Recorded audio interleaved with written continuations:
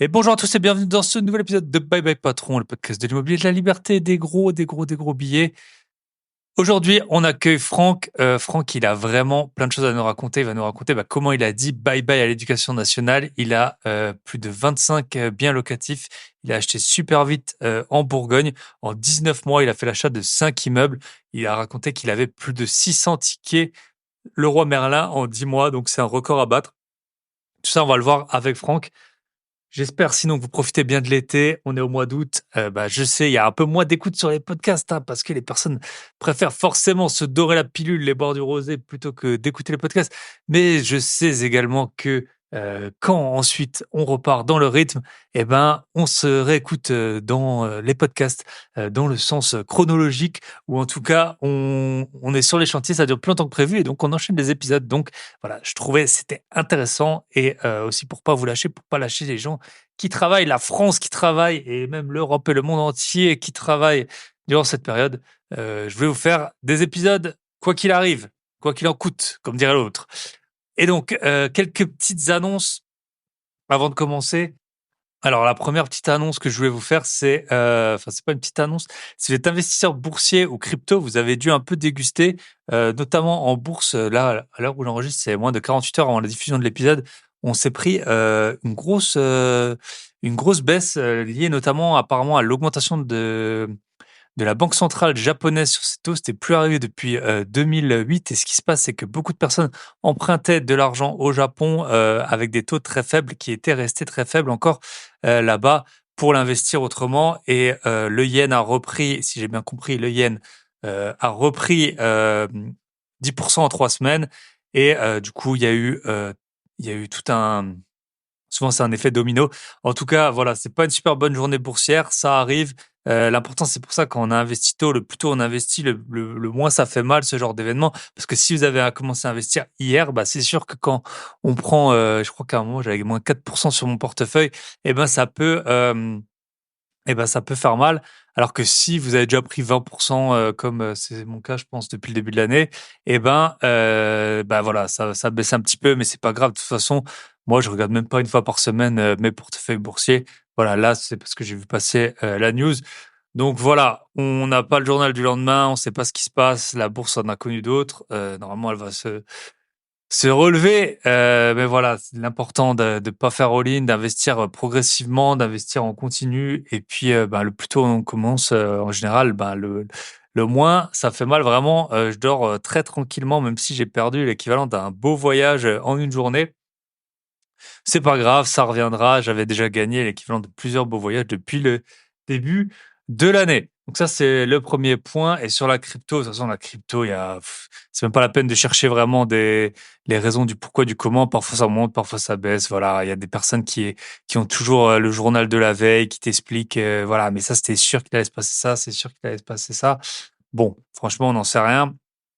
En tout cas, ouais, ça s'est pris une bonne rouste aujourd'hui également. Écoutez, c'est comme ça, hein, c'est la vie d'investisseur. Et c'est aussi pour ça que quand on est investisseur immobilier, ça arrive pas. En général, votre immobilier, il perd pas comme ça plusieurs pourcents dans la journée. Et puis, dans tous les cas, on a toujours le choix de conserver ses biens et de les louer. Donc ça, c'était le premier point que je voulais voir avec vous. Le deuxième point, je voulais juste vous faire une petite update pour les différentes, les deux communautés privées. Donc, ceux qui sont sur l'académie des gros billets, donc je vous ai envoyé un email. Vous avez accès maintenant, quand vous êtes membre de l'académie, à une communauté juste entre membres de l'académie, plus au bonus exclusif. J'ai sorti 3 vidéos sur l'intelligence artificielle cette semaine. Donc, la première, c'était l'IA qui est plus forte que Google.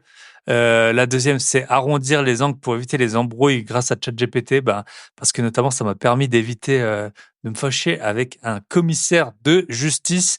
Et ensuite, je vous ai fait aussi comment écrire un bon prompt en vous montrant les outputs possibles entre le bon et le mauvais prompt. Donc voilà, ça c'est pour l'Académie des gros billets.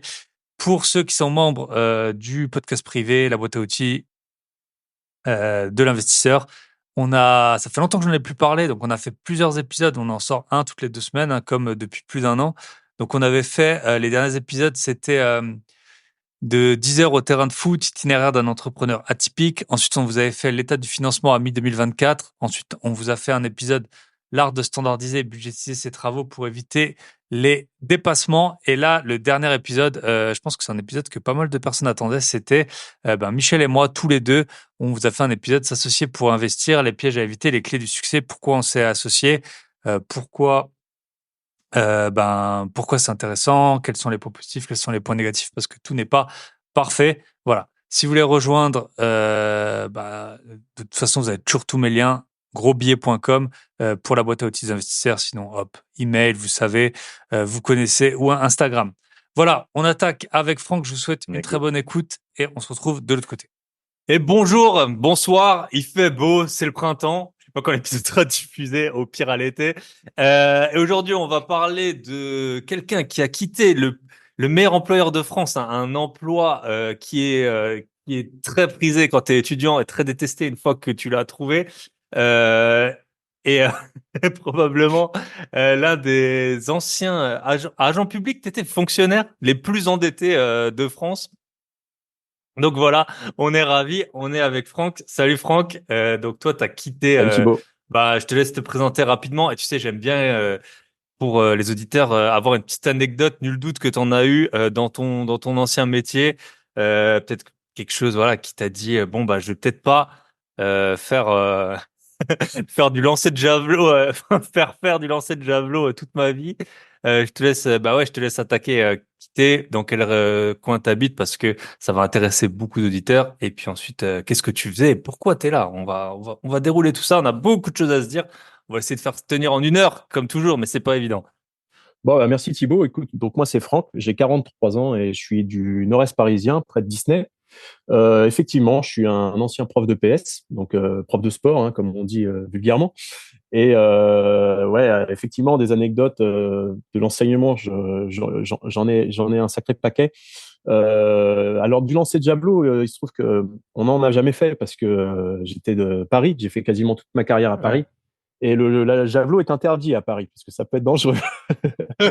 Sans Le deck. javelot, il tombe sur un gars qui fait son footing, c'est pas bon. Mais non, aujourd'hui, on fait pas du javelot, mais on fait du vortex. Alors, tu sais, c'est les espèces de fusées un peu souples là qu'on peut lancer. Ça Ok. sort une petite fusée. Et voilà, c'est un peu Ok. le même principe. Mais effectivement, j'ai été donc enseignant de PS pendant 18 ans et j'ai démissionné il y a 3 ans à peu près. Alors, écoute, une des premières anecdotes que j'ai et qui m'a longtemps suivi, c'est que, tu sais, quand on est enseignant, on est jeune en début de carrière. Alors moi, j'ai toujours fait assez jeune et j'ai commencé, j'avais Même 22 encore ans. maintenant, Ouais, maintenant, grâce à l'IMO, ça se voit. Ouais, oui, tout à le fait. sport plus l'IMO. Ouais, ça conserve. Mais au début, on m'a énormément pris pour un élève, en tout cas. Donc, comme j'ai commencé, pourtant j'étais en collège, hein, mais Ok. malgré tout, je ne compte pas le nombre de fois où on m'a demandé mon carnet pour entrer dans le collège. Et puis, donc, il y a 2 anecdotes assez marrantes. La première, c'est que l'année où j'ai commencé, c'est que après avoir garé ma voiture sur le parking des profs, donc, il y a une dame de cantine qui est sortie et qui m'a dit qu'est-ce que tu fous sur le parking des profs? Et elle m'a dit dégage. Alors, je suis prof, madame. Ah, d'accord. Ça c'était pas mal. Et Avec la puis, délicatesse des dames de cantine, hein, on les connaît, ouais, toujours. oui, oui, et puis c'est toujours mieux quand les élèves l'entendent en plus, ça, parce que du coup, c'est plus sympa, parce que souvent la cour, elle jouxte le parking. Et puis la deuxième chose qui m'a bien suivi, c'était dans les premières semaines aussi. Il se trouve qu'à l'époque, ça se fait plus aujourd'hui, il y avait du vin rouge à la cantine. Alors il se trouve que je buvais pas de vin, mais j'aimais bien faire comme les collègues. Alors chacun prenait c'était un petit ballon, je sais pas. Et j'ai voulu prendre à la cantine parce qu'on passe au self, bien sûr, hein, les fameuses cantines avec les élèves à côté et tout. Et puis alors là, le chef, il m'a déchiré devant tout le monde, quoi. Il m'a dit mais qu'est-ce que tu fais? Mais ça va pas ou quoi? Tu Ah, de c'est pas boire de pour les l'alcool. élèves. Ah bah ouais, genre, l'élève, Ah. il a cru que j'étais en troisième, je prenais du vin rouge. Donc, Yes. donc voilà, mais alors après, voilà, écoute, je sais que des fois, tu aimes bien des premières expériences professionnelles. Alors, il y a 2 choses que j'ai faites principalement. Déjà, j'ai été déménageur pendant 4 ans, pendant toutes mes études. J'ai fait ça pendant 4 ans, pendant toutes les vacances. Et ça permettait de m'entretenir pour faire du sport et en même temps de découvrir la vie active. J'en ai un paquet des anecdotes de déménagement. Et l'autre, c'est que j'ai été testeur pas de médicaments, mais il y a beaucoup d'étudiants qui faisaient ce truc-là. Mais moi, je testais des produits juste à côté de la fac où j'étais, dans le 15e à Paris. il y avait une boîte qui proposait de tester des trucs. J'ai testé des parfums, des pizzas, des barres de céréales, des Ok. ordis, des voitures. Tu donnes ton avis et puis tu as un petit chèque. C'est assez sympa quand tu as 18-20 ans. Voilà. Yes. Ok, c'est mieux que les médicaments qui te font pousser des mèches de cheveux sur le front ou je sais pas. Ok, top. Eh ben, écoute, tu peux. Donc, je pense que beaucoup d'auditeurs se reconnaîtront parce que bah, t'aimes bien l'immobilier, t'es originaire de la région parisienne, mine de rien, c'est l'endroit Mm. le plus densément peuplé de France. Souvent, c'est connu, tout le monde se plaint parce que bah, l'immobilier est trop cher pour investir et bah, les salaires de profs, au moins là, il y a pas de cachotterie. Les gens, ils le savent. Les profs sont pas forcément les mieux payés. Mm, mm. Donc, au moins, les gens, ils auront pas d'excuses une fois qu'ils auront écouté ton ton parcours. Bah, tu peux nous dire peut-être, voilà, tu m'as envoyé un email très abouti avec tout ton parcours et donc on va essayer d'aller assez vite sur le début pour plutôt la plupart des auditeurs maintenant ils ont quand même de l'immobilier donc on va voir un peu comment tu as pu enchaîner, qu'est-ce que tu as fait. Mais voilà, en 2003 t'es devenu prof, tu as 43 ans, hein, je pense que je sais plus si tu l'as dit. Mm, mm. C'est Donc ça. tu dois être né vers 81, tu avais 80. 22 ans, 80, voilà. Euh, du coup, raconte un peu. Comment c'est. T'es originaire de Paris? Bon, moi, je suis originaire de Paris. J'ai grandi toute ma vie en Île-de-France, en fait. Et du coup, ben, depuis toujours, j'ai été attiré par le sport. Alors, j'aimais bien le sport. Et puis, autant par exemple, j'ai commencé à casser du sucre sur mes anciens collègues. Autant par exemple, en général, quand tu es prof de maths, et ben, c'est pas forcément les meilleurs en maths qui deviennent prof de maths. Autant en sport, eh bien, c'est un peu l'élite de ce que tu peux faire dans le sport, quoi, d'être prof de PS. Dès le collège, c'est ce que je voulais faire. Et prof de PS, quand tu le deviens, en général, bah, tous tes copains, ils sont un peu jaloux. Ils disent, oh, c'est génial, tu fais du sport avec les élèves, c'est cool. Les élèves, elles sont amoureuses de toi. Elles se disent, tu fais du foot, t'es tranquille, quoi. Ça, c'est un peu l'image. Et donc, c'est vrai qu'à 25 ans, c'est un métier qui est super cool. Et jusqu'à 30 ans, c'est encore cool. Et puis après, chaque année qui passe, ben, je trouve que c'est de moins en moins cool, en fait, parce Hmm. que tes copains au début qui te Mais tu jalousaient faisais un du peu, sport. Moi, j'ai pas le souvenir d'avoir déjà vu un prof de sport. Non, mais non, mais vraiment quoi. Je me rappelle, on devait toujours faire les démonstrations là, saut en hauteur, la poutre. bon, Ouais, alors, ouais. disons qu'avant, dans le temps, alors dans le temps, c'est avant nous, hein, c'était athlé, gym, natation, on va dire, les trois sports vraiment Ok. principaux, quoi. Et puis avec le temps, eh bien, il y a eu un vrai éclatement des activités proposées. Et aujourd'hui, pour le coup, les profs de PS sont vraiment des sportifs en général assez aboutis. Hmm. On a en général tous une spécialité. Moi, c'est le badminton. Et aujourd'hui, voilà, c'est pas du tout comme les collègues qu'on a connus. Moi aussi, j'ai eu des profs dans le temps qui étaient fumeurs. J'en ai eu assis qui lisaient le journal dans le coin de la cour pendant qu'ils nous faisaient courir. Tout ça, quand même, c'est vraiment passé. Euh, Ok. voilà. Donc, de ce côté-là, je peux pas dire le contraire.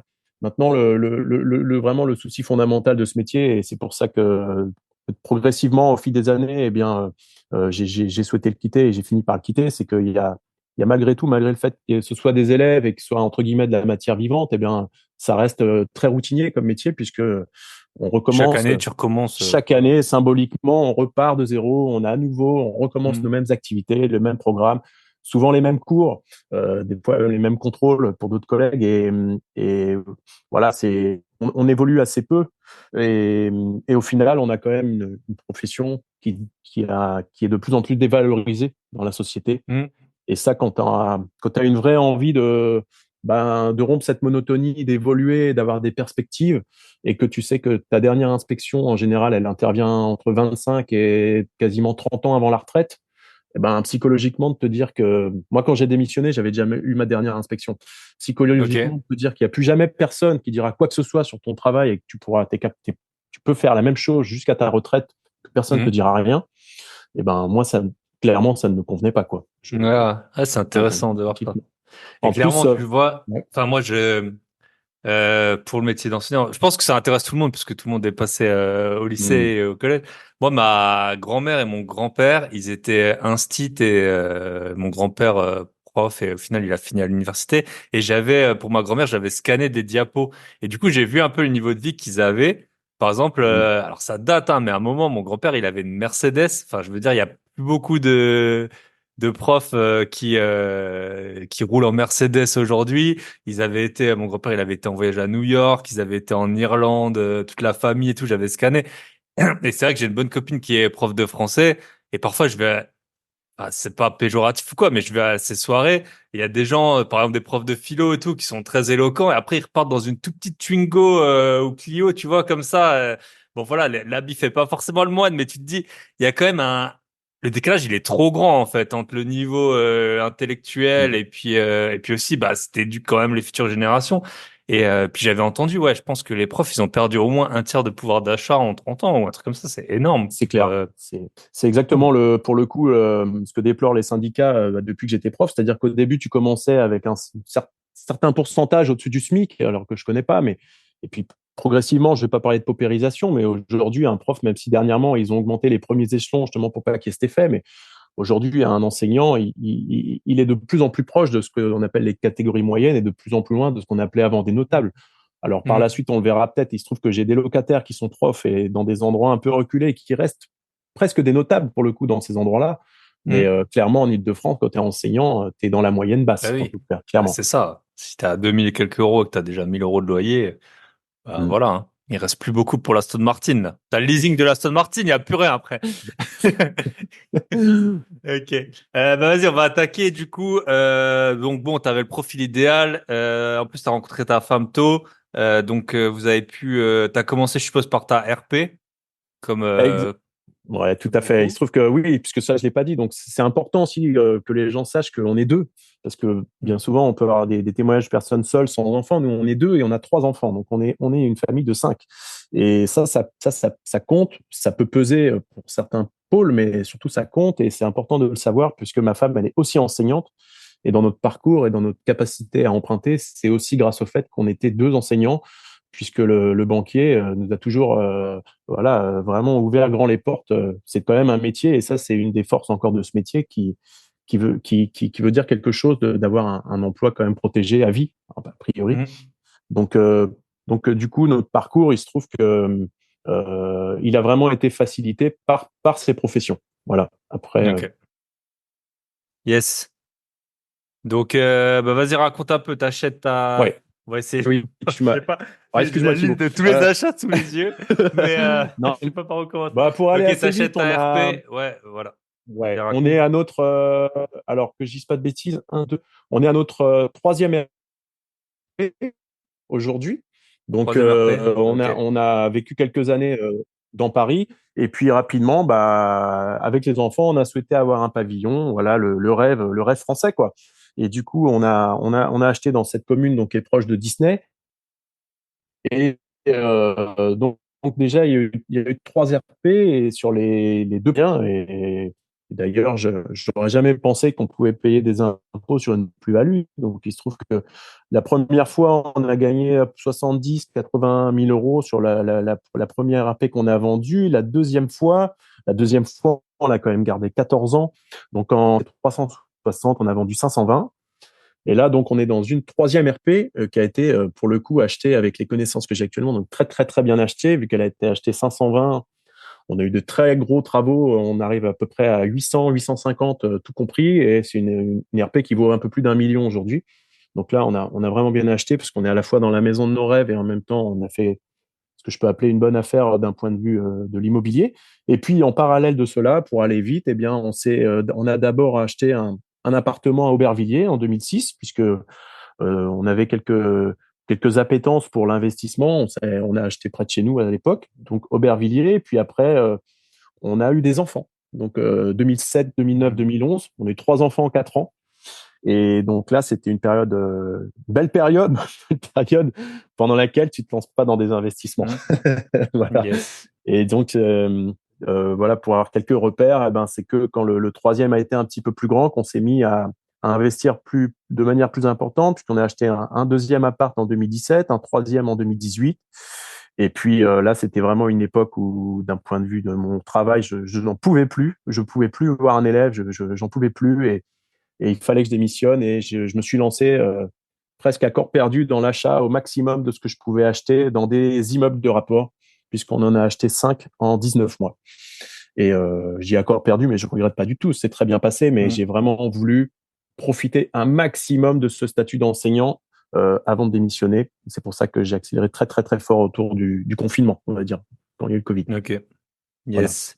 Ok, trop intéressant. Donc, on va peut-être revenir dessus. Ouais, donc, tu avais ta première RP. Bon, bah voilà, tu as acheté un appartement, tu étais un jeune couple. Ensuite, tu as acheté la deuxième.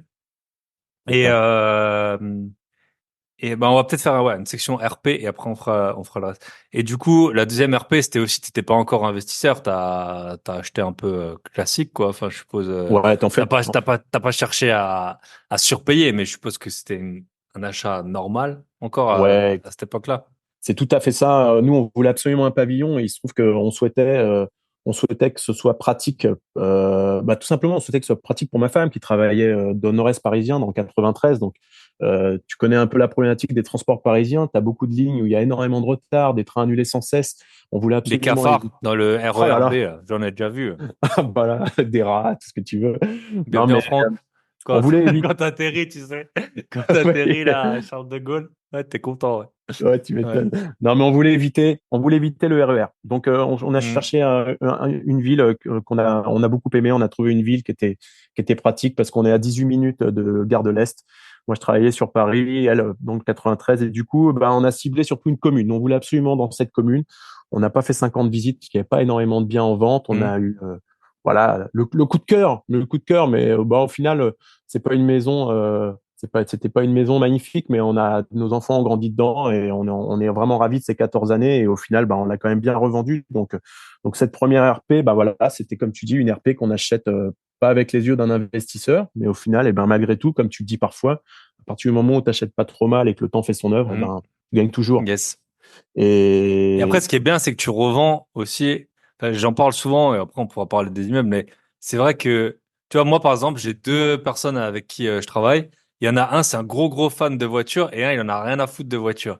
Et le gros, gros fan, c'est celui qui a perdu le plus d'argent parce que il cherche toujours, tu vois, il a une M3, M4, des voitures comme ça, très chères et tout, qui perdent de la valeur. Enfin, même si maintenant, au bout d'un moment, ça remonte, mais lui, il est mais et l'autre, il achète juste la voiture un peu que tout le monde veut, quoi. D'abord, c'était une série 1, après c'était une série 3, après je crois il a maintenant un 5008 ou je sais pas, il a trois enfants. Et en fait, du coup, il revend à presque enfin un marché qui est hyper gros et donc sans être spécialiste, déjà au moment où tu achètes, tu vois un peu tout le marché ce que c'est et puis au moment où tu revends, tu revends un peu à tout le monde. Et c'est beaucoup plus simple et tu as beaucoup moins de risques de faire des mauvaises affaires que et c'est pareil pour les RP. Si tu achètes une maison, un pavillon, en région parisienne, s'il y a pas trop de nuisances autour, les avions ou quoi, en fait, il y en a plusieurs avant, donc tu arrives vite à te faire une idée. Et puis le jour où tu veux revendre, c'est un bien qui est super recherché par tout le monde, donc tu peux pas vraiment te rater, quoi. Contrairement à peut-être si t'achètes, moi je connais un peu les Vosges, quoi. Si si t'achètes une maison dans les Vosges, voilà, ton marché il est beaucoup plus limité, rien qu'en termes d'acheteurs potentiels c'est clair. par rapport à ça, quoi. Nous, on est dans une commune extrêmement attractive. Il y a énormément de familles qui veulent habiter dans cette commune. Et pourquoi? Parce qu'on y a tous les avantages de la ville et tous les avantages de la campagne, paradoxalement, en étant si proche de Paris. Et donc, effectivement, vu qu'ils peuvent pas pousser les murs et que régulièrement, ils rasent, il y a des projets, ils rasent quelques belles maisons, ils font des immeubles à la place, mais les gens, ils cherchent surtout des maisons. Elles se font de plus en plus rares. Et quand on a vendu, c'était quand même en avril. Alors, on a vendu en avril 2022, mais on avait fait les visites au mois de novembre 2021 et on a vendu en 24 heures, 520 000 Hmm. quand toutes les agences nous disaient qu'elles valaient entre 450 et 480. Et Ouais. nous, on est passé sans agence, on a vendu 520 en 24 heures, et là, tu comprends la force de l'ARP, quoi. Hmm. Mais tu vois, les agences, c'est incroyable quand même. Moi, j'ai acheté un appartement et je l'ai super bien négocié. Enfin, bon, le type, ouais, il l'avait mis en agence, passait mal et tout. Et il m'avait donné je l'ai acheté en 2019, je pense, ou 2020, je sais plus, 2019, je crois. Et là, en fait, je suis en train de le relouer. Et donc, en fait, au moment où je l'avais acheté, il m'avait donné un établissement de valeur locative. Et j'avais un loyer, je crois, de 460 euros par mois pour cet appartement qui m'avait donné donc une estimation d'une agence bien en place et tout. Et là, je l'ai annoncé à 770 euros et j'ai eu au moins 30 messages. Donc tu vois quand même et lui parce que lui du coup son prix c'était basé là-dessus. En plus, l'agence vendait pas, donc il avait à un moment cassé le prix pour que ça parte.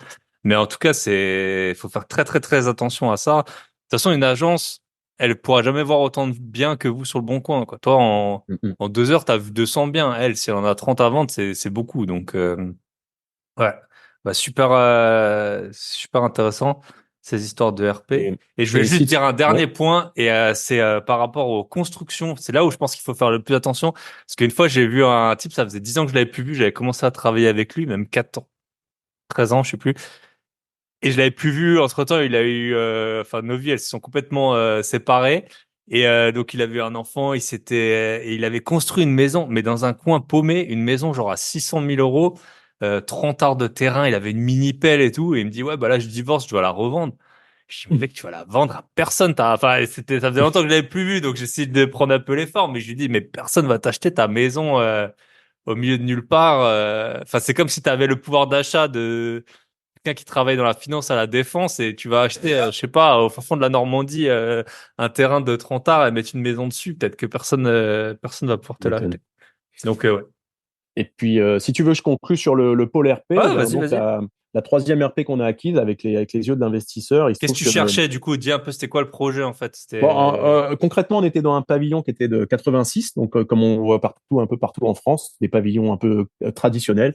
Et nous, on avait envie de ce qu'on appelle ici une meulière. C'est les maisons avec des grosses pierres, comme il y a pas mal dans l'Est parisien. Si tu connais un peu, pour ceux qui connaissent les villes Saint-Maur, Brie-sur-Marne, Nogent-sur-Marne, Noisy-le-Grand, ça, il y a pas mal de meulières. Moi, je suis un peu plus loin à l'Est, mais on voulait une belle meulière et il y en a très, très peu. Et du coup, on commençait à se dire que si on ne trouvait pas, on allait déménager à Sens, à Blois, à Bourges, à Sens, oui, j'ai déjà dit à Sens, dans ces belles villes un peu parfois médiévales où on peut trouver des maisons comme ça pour beaucoup moins cher. Et il se trouve que, eh ben, par un off-market complet, à 100 mètres de chez nous, eh bien, il y avait des gens qu'on a qui sont nos amis, qui avaient leurs voisins qui sont décédés dans cette meulière et qui nous ont dit, écoutez, les gens sont décédés, la famille va vendre, on vous donne le numéro, ça vous dit, parce qu'on avait déjà un peu parlé qu'on cherchait une maison, et du coup, bah, on a tout pu acheter en off-market, personne n'a jamais été au courant de la vente de cette maison, ça a été très long et compliqué, parce que c'était une Les division. héritages, c'est souvent Ah ouais, des c'était bonnes affaires, mais long. Mais souvent il y long. a, c'était vraiment très compliqué parce que les quatre héritiers ne s'entendent pas, ils se parlent pas. J'ai été le relais. Il y a eu énormément de péripéties et c'est une maison qui était à la fois très belle et en même temps, c'est quasiment le plus grand terrain de la ville. Alors, il fait 1300 mètres carrés et il se trouve que c'est assez rare les grands terrains comme ça. C'est-à-dire que la maison, elle est sur le côté de la parcelle et elle est à l'avant. Ça veut dire que le jour où on s'est intéressé à cette maison, on s'est dit qu'un jour, on pourrait découper un terrain, voire deux à l'arrière. Et du coup, ça fait partie du fait elle a pris beaucoup de valeur puisqu'on a à peu près 700 mètres carrés de terrain à l'arrière que l'on pourrait facilement diviser. Et ce jour-là, Mais là, t'as pas évidemment, encore divisé, là. non, non, j'ai pas Parce que divisé, mais souvent, je sais que les vendeurs qui font la découpe, là, eux, ils doivent, tu le fais, si je dis pas de bêtises, pour l'histoire de TVA sur marge et tout ça. Je suis pas expert dans le domaine, mais ils le font avant, ils achètent le terrain déjà divisé, en fait, de ce que j'en sais. Mais bon, vas-y, oui, vas-y, je mais nous, c'est t'écoute, une hein. maison qu'on souhaite conserver. Oui, On bien sait qu'on sûr. sera là peut-être 10 ans, peut-être 20 ans, mais on sait qu'un jour, ce jour-là, en fait, ici dans notre ville, il y a plus aucun terrain. Il n'y a pas de terrain, en fait. Et quand tu Mm. arrives avec un terrain de 700 mètres carrés, ben, évidemment, il y a une demande. Et puis notre maison, on y a fait construire une grande véranda, on a fait 300 000 euros de travaux. Beaucoup par mon réseau d'artisans que j'ai dans mes immeubles. Beaucoup, voilà, beaucoup de lourds travaux. Moi, j'ai 600 tickets Leroy Merlin en 10 mois, puisque j'ai acheté tous les matériaux de A à Z, puisque j'avais déjà démissionné. J'étais à la maison en mode maître d'œuvre. J'ai 600 loué tickets en 600 300 tickets. jours, quoi. Donc, ça en fait deux Ouais, par jour. et ouais, et j'ai loué à peu près 60 fois la camionnette pour aller à la déchetterie, camionnette Leroy Merlin. On a fait rentrer 10 bennes pour remplir de gravats. Non, non, il y avait des chiffres assez fous, et j'avais en moyenne entre 10 et 15 ouvriers par jour pendant 10 mois, Ah ouais. week-end, jours fériés compris. Et ça a été très lourd. Moi, j'étais fatigué, mais au final, tout s'est bien passé, c'est le principal. Voilà, aujourd'hui, on en profite. Ok. Et là, t'avais déjà démissionné, hein. Enfin, Oui, c'était un peu la double file, hein. C'est un peu la double file. C'est comme les gens quand ils changent de conjoint. on pose pas trop la question souvent hein, quand il y a un changement trop proche. Là, c'est pareil. Non, non. C'était juste sur la fin, c'est ça? Enfin, en gros, tu as En fait, j'avais profité de ton démissionné. En fait, statut pour acheter la maison, c'est ça? ouais, exactement. En fait, moi, j'avais donc la maison, je l'ai achetée ici. On l'a acheté avril 2022.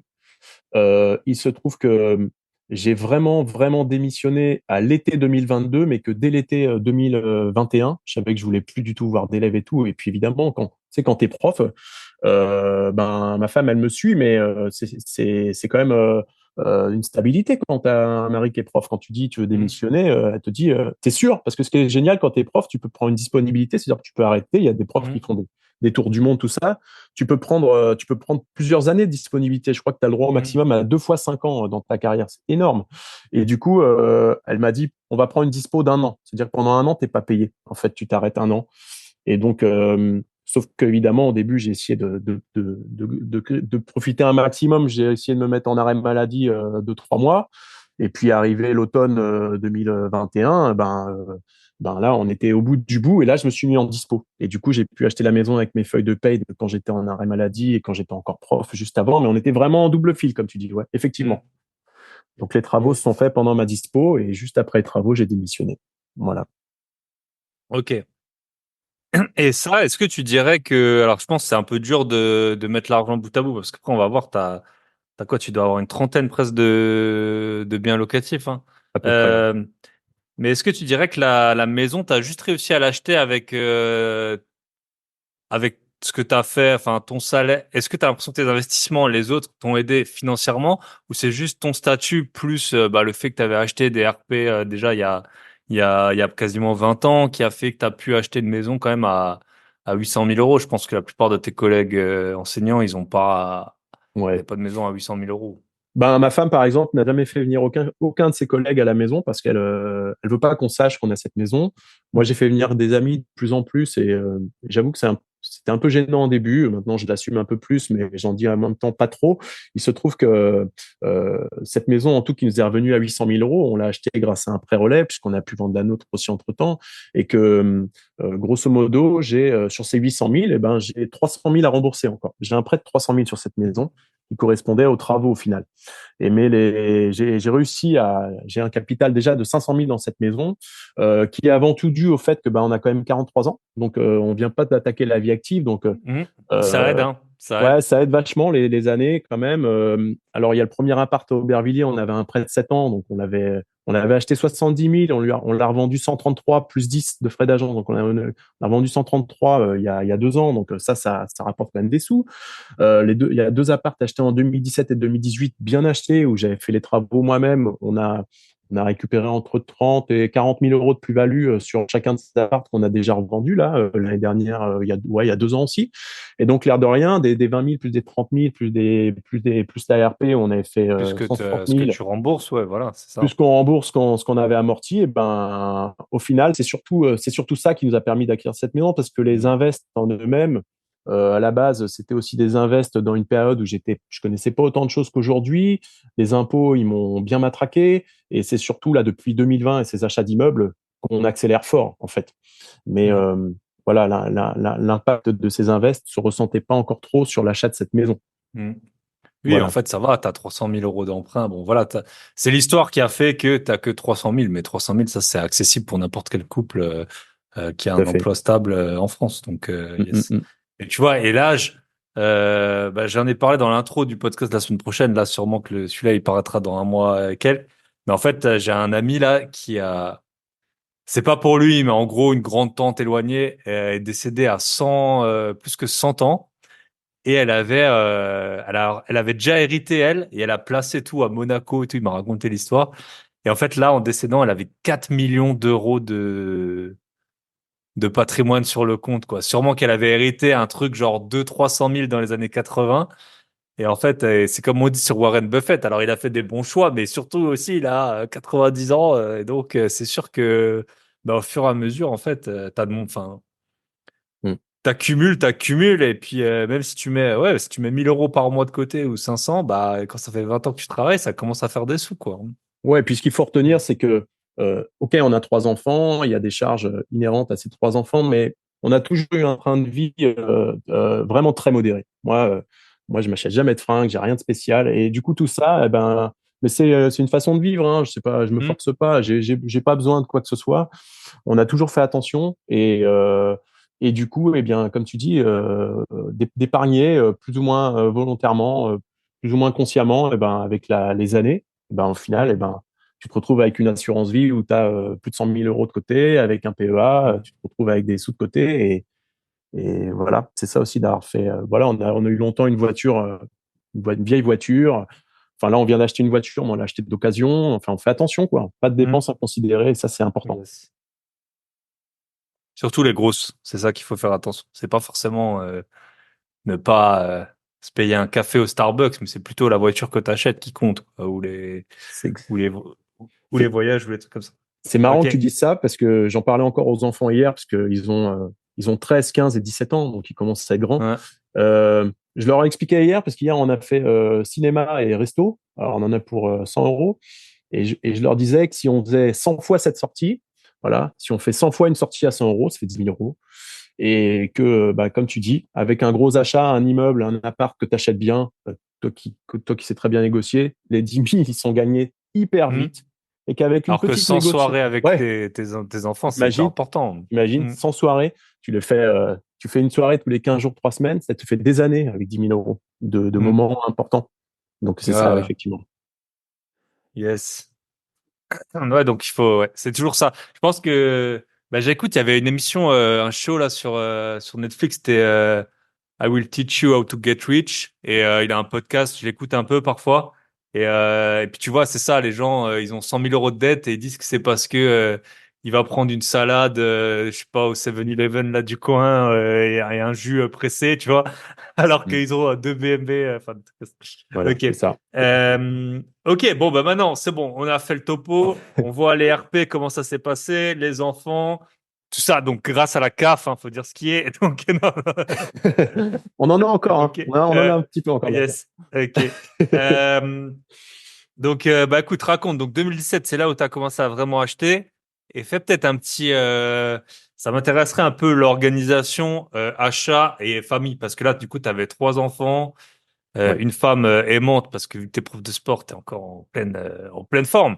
Et Mm, mm. beaucoup d'emprunts. Ça, c'est. Moi, je vous donne les conseils de couple. Faites des enfants, comme ça, c'est plus compliqué hein, pour divorcer. Faites du sport, endettez-vous à mort. Et une grosse RP aussi, comme ça, bah, on sait que un tout seul n'arrivera pas à se la payer, donc tu prendras soin de ton conjoint. C'est comme ça le secret d'une famille, d'une Exactement famille ce que j'ai unie. fait. Et négocier 10 000 euros sur les immeubles pour faire 100 sorties avec les enfants. Yes, raconte Bon, 2017. Ouais. Donc un peu bon déjà, l'organisation, ouais, comment t'étais ouais. tout seul, tu t'es lancé, comment ça s'est Non, passé, ouais. alors, Comment t'as trouvé je, la je- zone. ouais, alors, déjà, entre parenthèses, ma femme a beau être prof des écoles, elle gagne plus de 3000, elle gagne 3600 euros par mois à peu près, parce qu'elle est Ok. prof un peu spéciale, c'est-à-dire elle fait que des remplacements dans des écoles assez défavorisées. Du coup, elle a un Ok. statut qui est assez recherché, que c'est pas facile, mais elle a un salaire important quand même. Alors, Ouais. important, tout est relatif, mais elle gagnait plus que moi en tant que prof de PS. Donc Mm. 2017, eh ben, c'est très simple. Hein. Les parents de ma femme ont toujours investi dans l'immobilier. Elle avait toujours cette appétence, plus que moi, qui connaissait assez peu tout ça. Et je m'y suis un peu mis de force après voilà, le fait qu'elle exprimait ce besoin d'investir. Et donc, on a cherché dans une ville euh, assez proche de chez nous. Bah, la plus grande ville de Seine-et-Marne, hein, vous pourrez essayer de la retrouver. Et du coup, on a trouvé, nous, ce qu'on voulait, c'était avoir un appartement avec le minimum de charges possible. Parce qu'ici, il y a beaucoup d'immeubles, beaucoup de copros assez récentes, ou alors, enfin, quand je dis assez récentes, c'est à partir des années 70, où tu as facilement 300 euros de charges par mois sur des Mm. T3. Et du coup, ça pèse énormément. Hein, gardien, espace vert, ascenseur, le combo. Moi, je voulais aucun de ces trois-là, bien sûr. Donc, on avait recensé absolument. Moi, j'avais été en mode pervers le soir dans ma voiture en imperméable. Je faisais tous les immeubles de la ville. J'ai tout Mm. cherché en voiture sur Google Earth et je regardais, je prenais des photos des immeubles, je m'arrêtais devant, je regardais. Et on en avait recensé une dizaine et on a dit avec ma femme, on veut investir dans un de ces 10 immeubles. Voilà, il faut un de ces 10. Ceux-là, ils sont bons parce qu'il n'y a pas de charge. On veut être là-dedans, ça bougera pas, il n'y a pas de façade, les toits sont pas mal. Voilà, j'avais fait les choses assez bien, quoi. Et du coup, l'organisation, c'était que ben, on cherchait obligatoirement ces immeubles. Il y en a un qui est sorti sur le Bon Coin. tout simplement. Et du coup, on a pu acheter ce premier appartement. Et une fois qu'on était dans la copro, comme ça arrive parfois, en étant puisque c'est un syndic bénévole, on a entendu parler d'un autre appart qui allait se vendre dans le même immeuble, puisqu'il n'y avait que 8 apparts. Voilà, il y a 4 étages, deux apparts par étage. Et du coup, on a pu acheter un deuxième dans la même copro. On était très contents. Donc, on avait un quart d'immeuble, si tu veux. Et du coup, on avait ces 2 apparts. Pas de charge, 20 € par mois de charge, 2 T3. Alors, combien tu louais, combien t'as acheté? Ouais, petit Combien tu T3. Alors, il y rembourses? en a un. Le premier, on l'a acheté 152. Il n'y avait pas de travaux à faire. C'était des gens qui divorçaient. Donc, ils avaient acheté 156 3 ans avant. Et nous, 3 ans après, alors qu'ils avaient fait des travaux importants, on a acheté 152. Et celui-là, du coup, il était loué, il fait à peu près 45 mètres carrés. Il y avait 2 chambres, donc petit T3. Celui-là, il était loué 800 €. 800 € par mois en nu classique, en perso, celui où tu payes bien des impôts. Mais bon, voilà, on était très contents. Et du coup, le deuxième avait des travaux. C'était un héritage. Le monsieur était tout seul, il habitait loin, il avait hérité de cet appart.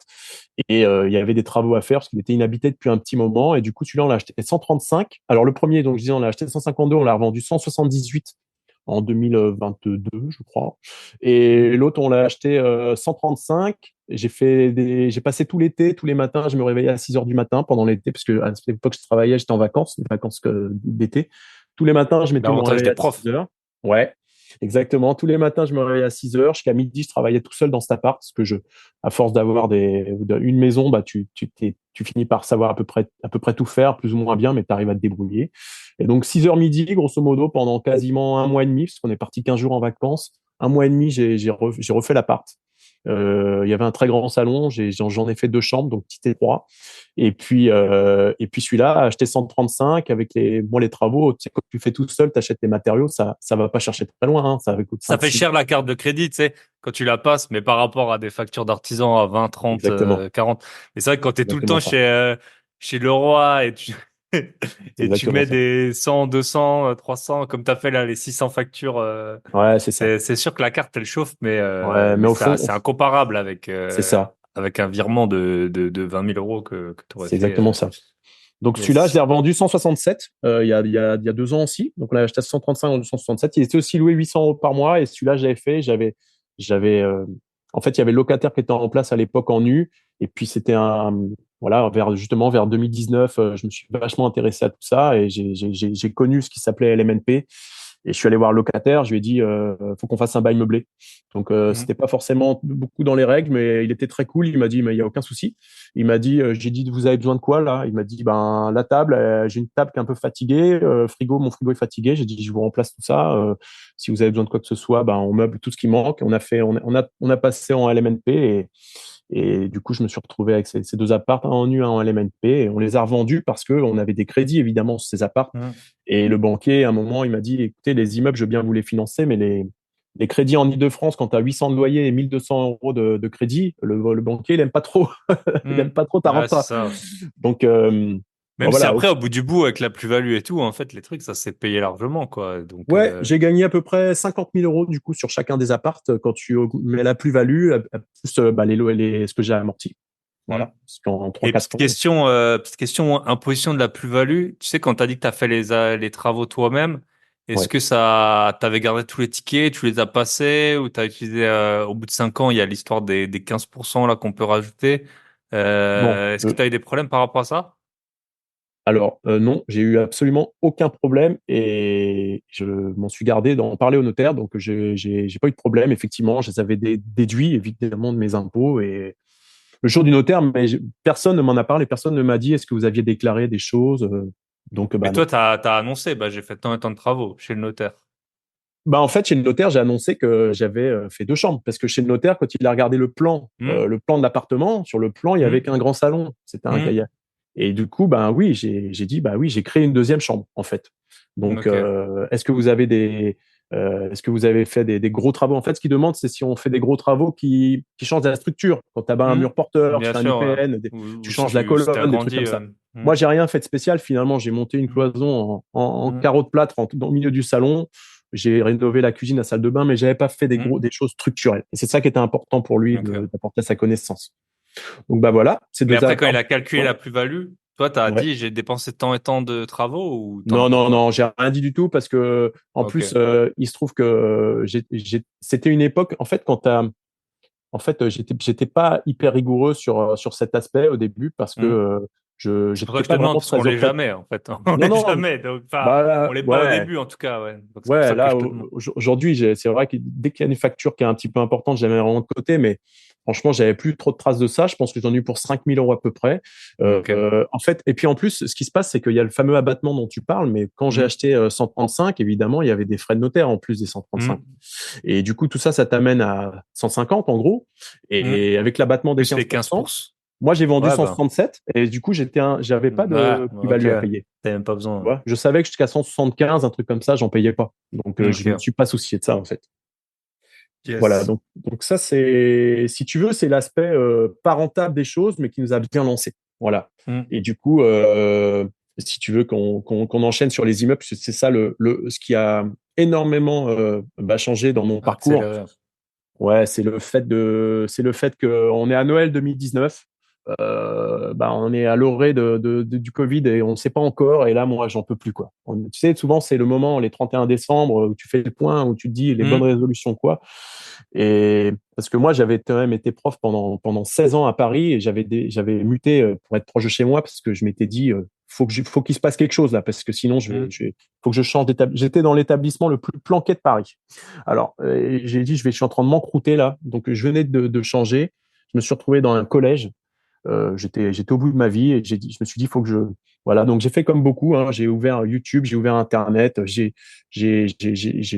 voilà, j'ai regardé des choses un peu liées à l'immobilier, puis ça m'intéressait et tout. Puis, je suis tombé sur tout ce qu'on voyait à l'époque, hein, les 110%, le cash flow, tous ces mots qui te font briller les yeux. Et comme je sentais que j'avais vraiment une énergie, j'avais vraiment besoin voilà, de progresser dans un domaine et de pouvoir approfondir des choses que je ne peux pas faire dans ce métier. Et ben, comme une évidence, je me suis dit immeuble de rapport. Voilà, immeuble de rapport direct. Pourquoi aussi? Parce que moi, je suis d'Île-de-France, mais mes parents, ils habitent en Bourgogne, à 350 km de chez moi. Et vers là-bas, il y en a Hmm. énormément. Il n'y a que des immeubles de rapport. Il n'y a pas de copro, très peu. Et du coup, je me suis dit, il faut absolument qu'on aille là-bas, en fait, parce que souvent, quand je vais chez mon père, je passe devant, c'est pratique. Je voyais que le prix d'un immeuble de rapport, c'était le prix d'un appart en Île-de-France. Donc là, tu avais 4 ou 5 apparts. Et du coup, le 4 janvier 2020, je me rappellerai, le 4 janvier 2020, je crois que c'était un dimanche, veille de la rentrée des vacances scolaires, et ben j'étais à 400 km de chez moi pour visiter 2 immeubles. Hmm. Après, alors j'avais passé toutes mes vacances de Noël sur le Bon Coin, j'avais vraiment ciblé ces visites. C'était Hmm. pas des visites que je faisais comme ça au hasard, parce que je fais pas 400 km comme ça pour... Hmm. Et à l'issue de ces 2 visites, j'ai fait 2 offres, 2 offres, et les deux ont été acceptées. Et, et une semaine après, j'avais déjà 2 compromis. Et la machine était lancée, en fait. Voilà. Donc, c'est Yes. parti. Et après, Ok. c'est comme quand tu tombes amoureux, en fait. Tu penses qu'à ça, quoi. Je ne pensais qu'à Hmm. ça. J'étais complètement obsédé par ça. Voilà. À l'idée de Yes. on va me lancer là-dedans. Ouais, t'as l'impression que t'as trouvé la martingale, là. C'est Ah ouais, ça, ouais, c'est ouais. ça, c'est ça. Ok, bah, tu peux nous dire, du coup, en 2020, là, j'ai sous les yeux, t'as acheté 3 immeubles, donc en Bourgogne et dans un autre coin aussi, de ce que je Alors, vois, un autre. non, non, tout est en Bourgogne, mais c'est sur 2 départements. Ok. Mes parents habitent en Saône-et-Loire. Alors, Saône-et-Loire, en général, c'est ce qu'on appelle 71, c'est ça? bien Thibaut, mais c'est ce qu'on appelle. Les gens ne connaissent pas, je leur dis, tu vois la diagonale du vide? Ben, c'est au milieu. Non, mais la Saône-et-Loire, c'est Guignon, Autun, Le Creusot, Chalon-sur-Saône. Voilà, il y a quelques villes qu'on connaît. Donc moi, je suis. Voilà, mes parents habitent en Saône-et-Loire. Et donc, j'ai investi tout de suite. Donc, premier immeuble, Mont-Soleil-Mines. Mont-Soleil-Mines, il y a 18 000 habitants à peu près. Moi, ça me dérange pas de donner le nom des communes parce que c'est des communes dans lesquelles à la fois ça se passe très bien et en même temps, on en parlera peut-être après, c'est des immeubles. On va arriver à 5 ans bientôt et je vais m'en séparer pour aller vers de nouvelles aventures. Donc ça me dérange pas. Mont-Soleil-Mines, un immeuble de 6 appartes. Donc ça, on a signé en mai 2020. Voilà, 159 000 euros, hein, 6 appartes. J'ai Ah, voilà, ça. voilà, ça te pose 149 plus 10 pour être précis, à peu près 70 000 euros de travaux. Et puis évidemment, comme d'habitude, comme tu sais bien, on sous-estime un peu les travaux. Donc j'en ai rajouté une trentaine de milliers d'euros de ma poche. Donc bon, au final, ça a dû coûter à peu près 270 000 euros, ce premier immeuble. 270 000 euros. J'ai un prêt sur 25 ans à 1,40 de à peu près 1 000 euros par mois. et j'ai 2800 euros de loyer par mois. Puisque depuis 4 ans, j'ai pas eu 500 euros globalement par appart, quoi. Ouais, j'ai pas eu une semaine de vacances locatives sur un appart depuis 4 ans, alors qu'il y a Ah, si long. Et que pour beaucoup, ils ont l'impression que on est au bout du monde.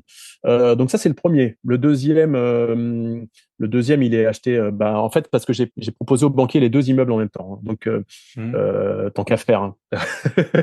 Puisque le deuxième immeuble, il a été acheté 137, 127 plus 10, il est à 2,6. 2,6, on est dans la Nièvre, donc le 58. La plus grande ville de la Nièvre, c'est Nevers. Il y a Cône-sur-Loire, où on verra après, j'ai des immeubles aussi. Donc 2,6, 6 000 habitants, 2,6. Et 2,6, c'est sur l'autoroute, je passe devant pour aller chez mon père. Donc c'était pratique. Et ça, c'est important aussi, hein. Voilà, je vais pas là-bas comme ça au hasard. Donc 2,6, 137 000, il y a 3 apparts, une auto-école, enfin une auto-école et 2 apparts, 2 T3 et l'auto-école. Et là, on a un prêt sur 25 ans à 1,40, 550 de crédit par mois et 1 600 € de loyer à peu près par mois. Donc, pas de vacances du tout non plus là. Le troisième, soyons fous. Donc là, c'était déjà réglé, là. En fait, tu avais déjà remplacé ton salaire, globalement, avec Bah ces ouais, deux immeubles. ouais, en plus, j'en ai pas parlé, mais la dernière année où j'étais prof, j'en pouvais tellement plus que j'étais à temps partiel. Donc j'étais payé à 80%. Ouais. Et puis après, j'étais en dispo, donc j'étais à zéro. Et voilà, au début, t'es pressé. Et puis évidemment, on va pas avoir le temps de parler de tout ça, mais il y a du différé. Le premier monceau, il y a un différé de 15 mois. Les travaux ont duré 6 mois. Donc après, pendant 9 mois, j'ai touché 2006, 2007 par mois. Voilà, donc tout ça, effectivement, rapidement, on a vu un changement. Donc le troisième, Cône-sur-Loire, dans la Nièvre. Donc celui-là, je l'ai acheté. Celui-là, il n'y a pas de travaux. Un bel immeuble, pas de travaux. Parce que ce qui est important de pas oublier pour les auditeurs, c'est que j'ai voulu aller vite parce que vraiment, je voulais démissionner. Ce que je veux dire, c'est que j'avais pas un boulot où j'étais épanoui et j'avais le temps d'aller faire 10 000 visites. À partir du moment où j'ai vu que les chiffres allaient à peu près, parce que et qu'il y avait qu'à dupliquer quelque chose que je pensais connaître, que je connaissais, tu vois qu'il y a un immeuble qui se vend, qui est bien placé. À Cône-sur-Loire, le troisième, on est à 100 mètres de la mairie. Il est bien placé. Il y a 4 lots. Il y en a 3 qui sont loués et un où je vois qu'il y a, allez, je vais y passer une semaine dedans et je vais pouvoir le mettre en location. Les chiffres eh ben, on y va. Je vais pas me poser plus de questions. Le but était d'aller vite. Alors, je t'avoue que le banquier, qui est le conseiller au Crédit Mutuel et qui m'a toujours fait confiance, à chaque fois qu'il me revoyait, je disais, allez, il va me redemander de financer un immeuble. En plus, c'est le banquier, il est là à 1 kilomètre de chez moi. Donc là-bas, à chaque fois, c'est des pledges. J'étais obligé de lui expliquer où c'était, quoi. Donc le troisième, Cône-sur-Loire, j'achète 152 000. Il y a 1 600 € de loyer par mois. Le prêt, il est de à peu près 700 € par mois sur 20 ans à 1,20. Et là, il y a donc 4 lots. Le quatrième, mai 2021, Cône-sur-Loire aussi. En fait, c'est tout bête. Je regardais Le Bon Coin, parce que j'aime bien, évidemment, regarder Le Bon Coin. Et je regardais, et puis évidemment, tu sais comment c'est, des fois, les offres, elles sont mal catégorisées, et puis je tape maison, parce que je sais que des fois, il y a des immeubles là où il y a écrit maison. Et je regarde un bâtiment, il y avait écrit maison de ville, et je regarde la photo, je dis mince, c'est juste à côté de mon immeuble à Cône. En fait, c'était l'immeuble voisin. Je dis, c'est pas possible, ça, c'est marrant quand même. Et il était catégorisé maison de ville, alors que dedans, il y avait 2 lots, il y avait un appart et une partie maison, mais la maison, en fait, il y avait une espèce d'escalier central avec des paliers, et d'un coup d'œil, je me suis dit, mais je peux faire 3 appartes à la place d'une maison de ville. Et donc là, c'est incroyable. C'est des Anglais qui avaient acheté 15 ans auparavant, ils avaient acheté 130 000 € et ils me l'ont vendu 76 000. Alors, au bout de 15 ans, ils n'ont pas fait une affaire, les Anglais, là. Et du coup, et encore, c'est 70 plus 6. Eux, ils ont eu 70 000. Donc, 76 000, j'ai fait 50 000 € de travaux à peu près. Donc, on va dire, avec les frais de notaire et tout, ça m'a peut-être coûté 140 000. Et là, il y a aussi 1 600 € de loyer, quelque chose comme ça, ou à peu près 20 000 par an. Et là, il y a 4 lots. Et dernier immeuble, 19 mois après le premier, puisque le premier était en mai 2020 et le dernier en octobre 2021. Montceau-les-Mines, numéro 2, puisque c'est pareil, à partir du moment où c'est déjà dans une même commune où je passe, etc., moi j'ai des repères, j'ai un réseau d'artisans, il y a tout un tas de raisons qui justifient ces achats. Un immeuble, alors là, c'était un divorce. En fait, je visite un immeuble avec l'agent qui me plaisait bien. J'avais fait les 400 km exprès, donc à chaque fois, tu as compris, quand je fais 400 km, déjà, je me dis, je vais faire, enfin voilà, je reviens avec une offre signée, quoi. C'est pas possible que je le fasse pour rien. Il faut absolument que j'aille vite. Et du coup, là, un bel immeuble, il y avait des travaux assez lourds, mais vraiment, il y a un gros potentiel. Et l'agent me dit, je suis désolé, ce matin, on a eu une offre de l'huissier de justice de la ville. Alors là, autant te dire que quand il y a l'huissier de justice d'une petite ville de campagne qui a fait une On offre, connaît tout, quoi. c'est mort. Alors là, l'agent, c'est comme si c'est comme si c'était le roi du pétrole qui lui avait fait une offre. Alors, du coup, il m'a dit non, mais laissez tomber, l'huissier nous a fait une offre, on va prendre l'offre de l'huissier, quelle que soit votre offre. Il me dit, par contre, j'ai un autre immeuble à 210 000. Je lui dis non, mais celui-là, laissez tomber, je l'ai vu, il est trop cher. Il me dit non, non, mais ce que vous ne savez pas, c'est que il a divorcé. Il m'a dit on va essayer à 210 000, mais il m'a dit qu'il était prêt à faire une grosse baisse de prix. À mon avis, il est prêt à aller à 190. J'ai dit, écoutez, s'il est prêt à aller à 190, 70, et puis on va voir. Et puis, je vais te passer un peu les étapes, mais il se trouve qu'au final, c'est passé à 170. Et pour 170 000, j'ai eu un immeuble de 5 lots où là, il y a 21 000 euros de loyer par an. Ouais, on a 1 700 par mois à peu près. Et du coup, 5 lots. Donc au final, j'ai donc un immeuble de 6, 170, c'est quoi? C'est dans les 800 que t'as, 700, 800 d'emprunt, quoi. 150 euros d'emprunt. Ouais, là, on est à 1,10. Parce que là, les taux, ils avaient encore un petit peu baissé. Donc je me retrouve avec ces 5 immeubles. 5 immeubles. Donc, t'as Alors, 5 immeubles. Donc là, je fais les comptes à 9, 13, 17, 20, 22 lots, c'est ça? 22. C'est ça, 22 apparts. Ouais. Alors, 20 apparts plus 2 locaux commerciaux. Et là, en gros, on doit être, je sais pas, on doit être à 8 000, un bon 8 000 de loyer, 8 500 peut-être. Je sais pas. Donc là, on est pas mal, hein, parce qu'en plus, sur les 3 700 de crédit, vu que les taux ils sont très faibles, il y a quasiment 3 000 d'amortissement, en fait. Il n'y a que 700 d'intérêt. Donc ça, c'est assez chouette. 8 000, attends, ça a juste un micro coupé, donc 8 000 et quelques de loyer, 3 000 et quelques de remboursement, c'est ça? Ouais, 3 700 de crédit, et sur les 3 700 de crédit, il n'y a que 700 euros d'intérêt, quelque chose comme ça. Le reste, c'est du capital, vu que les taux ils sont très très faibles, entre un 10 et un 40. Puisque les deux premiers, c'est sur du 25 ans, mais c'est 1,40. Donc j'amortis. Bon, là, il faudra un podcast à lui tout seul pour expliquer à quel point tu peux découvrir des choses et avoir tout un tas de choses qui peuvent arriver quand tu as 5 immeubles entre 200 et 400 km de chez toi. Mais au final, ce qui est très important, c'est que j'ai toujours très bien dormi. Euh, euh, Ma femme s'est toujours très bien passée. Elle m'a fait confiance, que les loyers rentraient. Et en même temps, je l'ai préservé de certaines choses que tout le monde n'est pas prêt à vivre. Certaines choses que tu peux vivre dans l'immobilier rentable, voire tour. Ça se passe très bien. Tout est loué toujours. Même si là, arrivé avant l'été, j'ai 5-6 départs. Et j'aime pas quand j'ai un départ, parce que comme quand j'étais prof, j'ai l'impression de repartir de zéro, de revoir, devoir recommencer des choses alors que j'avais le confort des loyers qui rentraient. Mais bon, c'est le jeu. Et du coup, ces 5 immeubles stabilisés, puisqu'ils sont stabilisés, je dirais ça comme ça, à partir du moment où il n'y a plus de travaux à faire, à part des petites choses quand les locataires partent, ça roule, quoi. Voilà. Et ce qui est important, c'est que les impôts vont finir par me rattraper, puisqu'il y a beaucoup de... Beaucoup de déficit. Ouais, il y avait beaucoup de déficit, mais sur ces immeubles, il y en a quand même 9 en meublé, puisque je suis au taquet de ce qu'on peut faire en LMNP grâce au salaire de ma femme. Mais le reste est en nu, et tant le meublé, c'est bien parce que ne devrait pas y avoir d'impôts avant encore un petit moment, autant le nu, je me fais rattraper. Donc ça va, il y a un moment, il va falloir que je commence à en vendre, quoi. Voilà pour les 5 immeubles. Ok. Et attends, j'avais des questions. Donc, et t'as tout acheté en nom propre? Ah ouais, tout en nom propre, et j'ai envie de te dire, si ça n'avait pas été du nom propre, le banquier, il m'aurait pas financé de toute façon. Alors Okay. tu me diras, j'aurais pu faire une SCI avec quelqu'un d'autre, mais moi, je suis très solitaire. Aujourd'hui, je gère tout seul à 100%.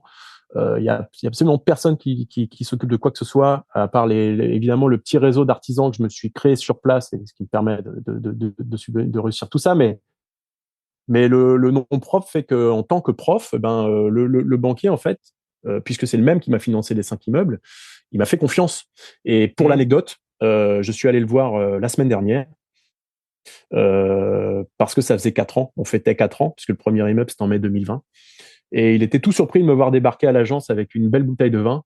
Et je lui ai dit, je vais l'appeler Hervé, parce que son nom, on ne connaîtra pas. Je lui ai dit, vous savez, Hervé, je n'oublierai jamais ce que vous avez fait pour nous, parce que souvent les gens se plaignent voilà, à l'image des commentaires que je reçois sur Airbnb, quand quelque chose va pas, ils se plaignent toujours, mais quand quelque chose va bien, ils ont beaucoup de mal à commenter. Et moi, j'oublie pas. Et j'oublierai jamais ce que vous avez fait pour nous. Et voilà, on l'oubliera jamais. Voilà. Vous serez toujours le bienvenu si un jour vous voulez passer à la maison. Parce qu'il nous a fait confiance. Et lui, de son point de vue, il nous a fait confiance que les chiffres allaient. Et je sais qu'il y a énormément de banquiers qui, malgré tout, ne nous auraient pas suivis.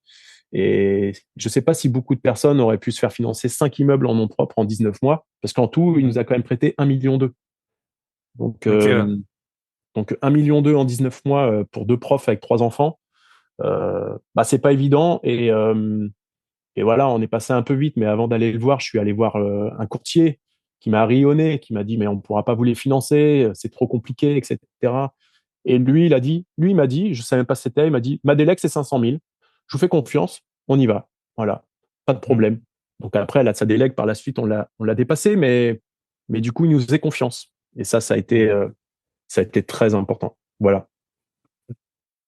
Mais les courtiers, bon, il y en a qui sont bons, il y en a qui sont moins bons, hein. Moi, le premier appart que j'ai acheté en France, je suis non-résident, je le dis de temps en temps, c'était 23 000 euros. C'était mon tout premier épisode de podcast. Je l'ai encore l'appart là, à 23 000 euros. Et j'étais voir 2 courtiers. Ils m'ont dit que c'était compliqué à financer parce que bon, au début c'était ouais, on travaille avec 100 banques et tout. Et ouais. Et du coup, j'ai galéré à avoir mes 23 000 euros, donc 86 euros par mois de remboursement sur cet appart. Donc voilà, c'est toujours. Il y en a qui sont bons hein, et il y en a qui sont un peu moins bons.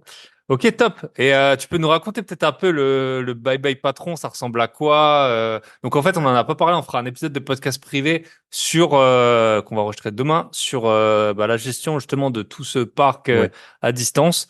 Ce que je retiens, et moi c'est aussi mon cas, hein, parce que moi j'ai pas mal d'appartements près de chez mes parents, c'est que l'immobilier, ça, quand t'es adulte, ça te fait passer du temps avec tes parents. Donc mine de rien, c'est pas, enfin ça c'est un bon côté qu'on occulte souvent. Toi, du coup, je suppose, bon, t'étais prof, donc c'était pas non plus les 70 heures du petit entrepreneur de PME. T'avais déjà du temps avec tes enfants, mais maintenant je suppose que t'en as Oui. encore plus. Mais ça ressemble à quoi tes journées? Est-ce que ben tu l'as dit, t'es solitaire, t'es pas sur les réseaux, tu m'as envoyé un email, c'est comme ça que on a fait connaissance parce que sinon on se serait en fait jamais rencontrés. Comment tu le vis un peu ouais parce qu'en fait toi bon t'étais dans la souffrance donc à la limite toi ton souhait c'était arrêter la souffrance. En marketing c'est un peu le produit qu'on arrive le mieux à vendre, c'est celui qui enlève une souffrance plutôt que Mm. ce qu'on appelle vitamine, tu vois. Pour moi pour si ton métier il te plaît, ben vivre de l'immobilier, ça peut être ou alors en avoir des revenus complémentaires, c'est plutôt une vitamine qu'un antalgique quoi. Mais comment tu le vis? Donc t'es tout seul, t'as ça, les gens ils doivent pas trop comprendre. En même temps, si tu dis à combien t'es endetté, les gens ils vont halluciner. Mais si tu dis combien ça te rapporte, voilà, ça ressemble à quoi ouais, ta vie de rentier, ta vie de rentier ou ta vie d'homme, Ouais. tu sais, y en a, ils doivent se dire que tu sais, c'est ta femme qui, ta vie de gigolo. Genre, Non, mais en fait, bon, déjà, c'est vrai qu'il y a une nature. Moi, je suis hyper actif, donc je peux pas m'arrêter. Donc, en tout cas, ma vie, je ne vois pas comme un jour vivre comme un rentier, entre guillemets, allongé sur le canapé à ne rien faire. Pas du tout. J'ai toujours besoin d'être en activité. Et donc, déjà, ces 5 immeubles, des fois, tu vois, des fois, j'ai des galères et je me dis, est-ce que, qu'est-ce que j'aurais préféré? Est-ce que j'aurais préféré n'avoir aucune galère, avoir quelque chose complètement passif et gagner quasiment la même chose, ou est-ce que j'aurais pas plutôt choisi de quand même d'avoir ces 5 immeubles et qui sont pas du tout passifs, mais au final, eh ben, je vis des expériences d'un point de vue cérébral, c'est très très dynamisant, c'est très enrichissant. Moi, j'apprécie beaucoup d'avoir tout un tas d'interlocuteurs avec lesquels je conversais pas du tout avant, parce que j'ai un notaire de confiance, j'ai beaucoup de, enfin voilà, j'ai tout un réseau de personnes avec lesquelles je travaille plus ou moins régulièrement.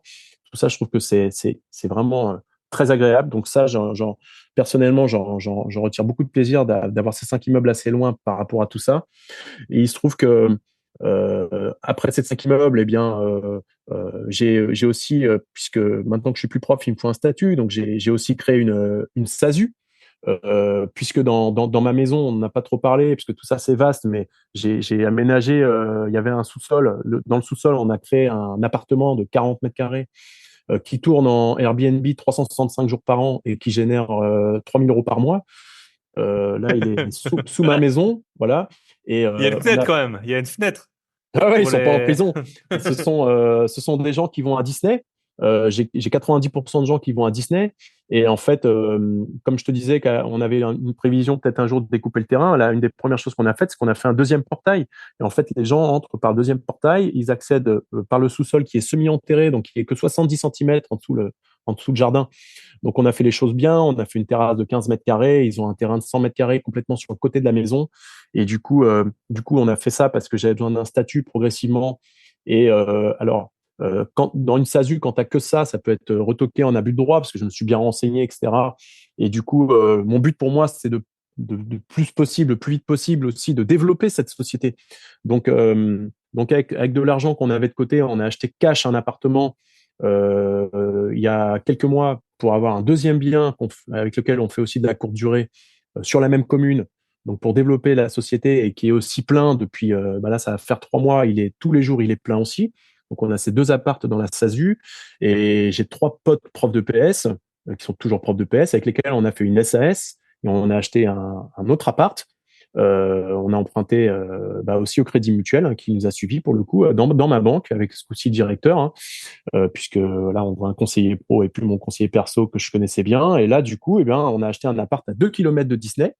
Ça s'appelle Coubray. Alors Coubray, c'est la ville Disney, le siège de Disney, il est à Coubray. Donc à Coubray, et là c'est plein tout le temps, c'est à peu près 200 euros la nuit. C'est plein tout le temps, ou presque, au moins 28 jours par mois. Et du coup, quand tu ajoutes 5 immeubles à superviser, même si j'ai tout un tas d'organisations pour y aller le moins possible, plus trois apparts en courte durée, plus il y a un meublé que j'ai à Cône-sur-Loire où j'ai lancé de la courte durée avec aussi tout un système depuis 2 mois, donc ça m'en fait 4 en fait. Déjà, tu ajoutes tout ça, ça fait une petite occupation, parce qu'il y a évidemment des choses à gérer, à superviser, puisque c'est moi le président de la SAS avec mes potes, donc c'est moi qui m'occupe de la supervision, qui m'occupe de à peu près tout, qui supervise aussi le service de ménage dans les 3 LCD du coin. Tu mets tout ça bout à bout. En plus, je suis président d'une association sportive depuis 9 ans, donc je m'en occupe beaucoup. Je suis le l'organisateur de la course à pied de ma commune. On a quand même, alors quand on faisait des enfants, on avait 600 participants. Cette année, on n'a pas fait d'enfants, mais on avait quand même 350 participants, donc c'est un petit boulot. Et puis quand tu as tout ça, plus 3 enfants et plus le sport que je pratique en plus, tu arrives à des journées quand même dans lesquelles je m'ennuie pas. Voilà. Yes. Je ne suis jamais allongé à regarder Okay. les oiseaux voler. Ok. Voilà. Et juste pour Disney, je sais qu'il y a eu pas mal de problèmes de restrictions de LCD. Tout à Est-ce fait. que c'est quoi une sorte de loterie, j'avais entendu, ou quelque chose comme ça, ou... Bon, moi, j'ai pas entendu parler de loterie. Ce qu'il y a, c'est que au début, quand on a vu des directeurs d'agence un peu partout autour de Disney, il y en a plusieurs tout de suite qui nous ont dit non, non, vous courez à la catastrophe, bientôt la LCD va être interdite autour de Disney.